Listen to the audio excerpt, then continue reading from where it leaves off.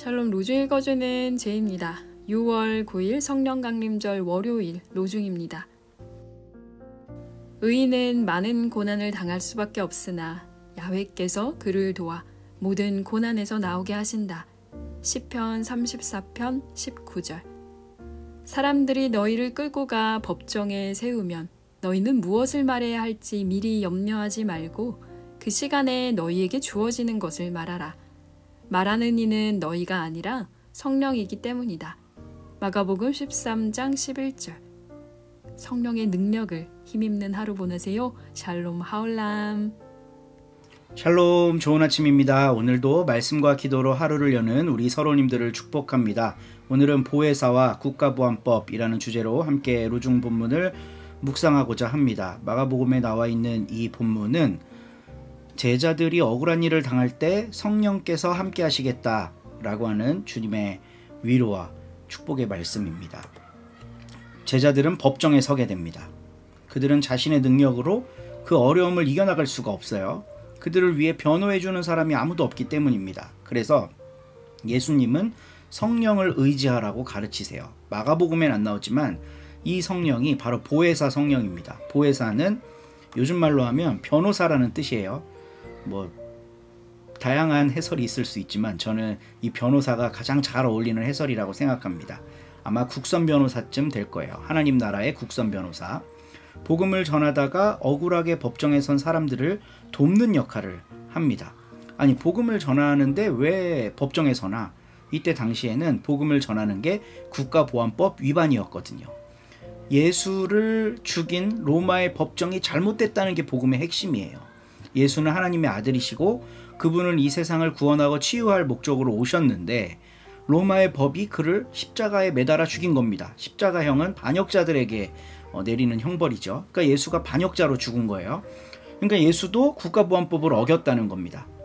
국가보안법은 그냥 요즘 말입니다. 그때는 그런 법이 없었죠. 체제와 질서를 위협하는 인물로 여겼기 때문에 예수를 죽인 거예요. 그러니까 그 예수와 관련된 복음을 전하는 제자들도 당시 로마의 법정에서 죄인으로 취급된 거죠. 로마까지 갈 것도 없고 유대 안에서도 문제입니다. 유대는 종교와 정치가 하나 된 사회였기 때문에 종교적 잘못이 곧 국가에 대한 반역이었어요. 예수가 하나님의 아들이라고 하는 게 신성모독이라는 겁니다. 예수가 재판정으로 넘겨진 주요한 두 가지 이유가 하나는 안식일법 위반한 거, 하나는 성전을 모독한 거라는 거거든요.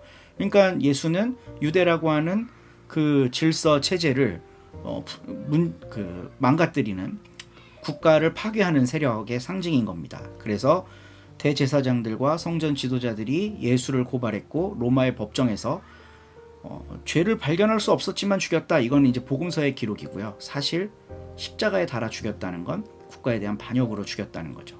그러니까 복음을 전하는 제자들이 왜 체제를 위협하는 사람인지 우리는 쉽게 좀 생각해 볼 수가 있습니다. 그때 이들을 위해 누군가가 옹호하려고 하거나 변호하려고 하잖아요. 그럼 그들도 함께 죄인으로 취급돼요. 요한복음 마지막에 보면 예수 공동체를 지지는 하지만 함께하지 못하는 사유를 그들이 이제 회당과 성전 눈치를 보느라고 그랬다는 구절들이 좀 나오거든요. 그러니까 함께도 못하는 거예요. 변호를 못 해주는 거죠. 죄 없다 이렇게 말 못 해주는 거예요. 그럼 결국은 세상 법정에서는 유죄 판결을 받습니다. 근데 성경은 하늘나라 법정에 대해서 이야기를 하죠.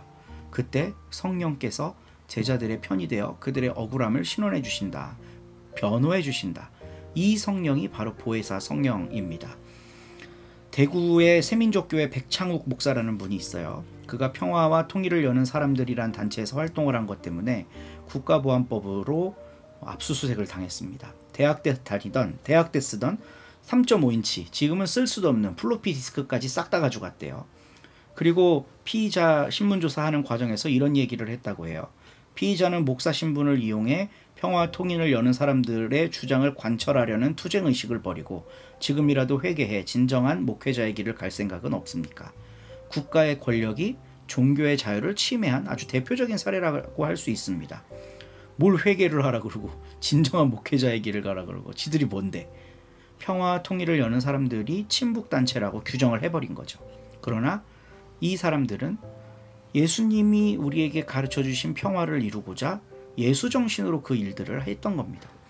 6.25 전쟁이 끝난 지 70여 년이 지났음에도 여전히 이 땅은 긴장 상태예요. 남북 간의 평화를 이야기하면 빨갱이 프레임을 씌웁니다. 그래서 뭐 북한이 좋다는 거야? 아니, 북한이 좋은 사람이 누가 있어요. 근데 하나님의 명령이다, 평화는. 왜 아직도 한민족이 총뿌리를 겨누고 싸우냐? 그러지 말자. 그리고 북한에 사는 그 사람들도 우리가 돌보고 품고 사랑하고 함께 살아야 할 존재다. 우리 동족 아니냐? 같은 사람 아니냐? 이런 이야기를 해도 빨갱이 프레임을 씌웁니다. 서슬푸른 국가보안법이 작동 중이기 때문입니다. 1948년에 초안이 작성되고 52년에 이제 확정돼서 지금까지도 몇 번의 개정을 거쳤지만 살아있는 법이에요. 그러니까 국가보안법 폐지해야 된다 이런 주장을 공적으로 해도 국가보안법 위반입니다. 폐지를 주장할 수 없는 법이에요. 이런 무서운 법이 세상에 어디 있어요. 그런데 우리는 알고 있어요. 주님은 평화를 원하신다는 것을. 우리 예수님을 평화의 사도라고 하잖아요. 사도들은 주님께서 가르치신 그 평화의 복음을 전하다가 2000년 전 유대와 로마의 국가보안법에 의해 희생당했습니다.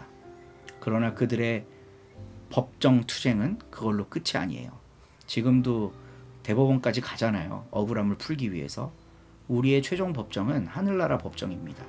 그곳에서 성령께서, 보혜사께서 국선 변호사가 되셔서 우리의 억울함을 신원해 주신답니다. 그러니 두려움 없이 나아갈 수 있는 거죠.